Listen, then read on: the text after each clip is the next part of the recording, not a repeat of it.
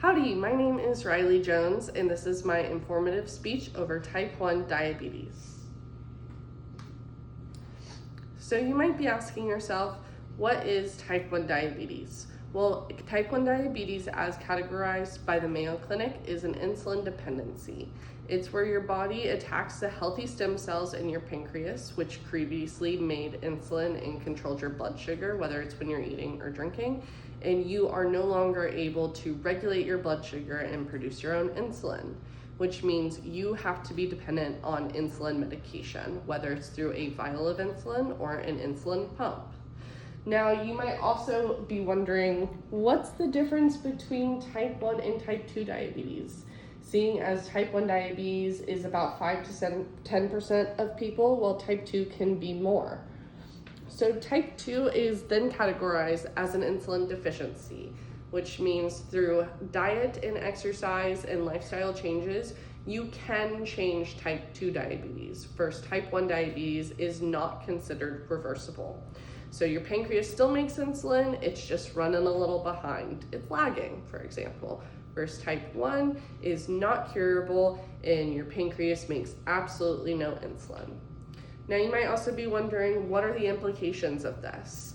Well, for type 1, there are significant risks. If your blood sugar goes high for too long because you're not able to get the medication you need, or you're unaware and don't know how to fix it, you can go into something that's called DKA, which is diabetes ketoacidosis. It's where there's too many ketones in your bloodstream and it starts to shut down your organs. Now, on the opposite side of that, there is low blood sugar, which you can pass out and go into a diabetic coma if your blood sugar gets too low. Now, a serious implication of that is seizures, coma, and death.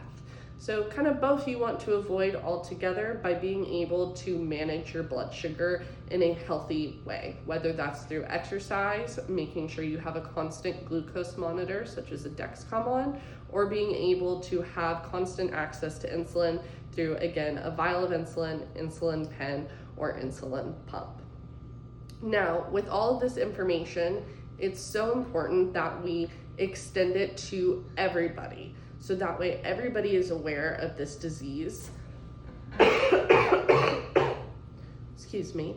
So that way everybody is aware of this disease, whether it's going to be able to help a friend or maybe manage it yourself one day. So you can look into your own resources. By doing so, you can reach out to nonprofits such as American Diabetes Association and JDRF, which is a Juvenile Diabetes Research Foundation that is researching for a cure. Now, both of these websites have numerous resources that you can donate to, as well as plenty of information for you to learn from.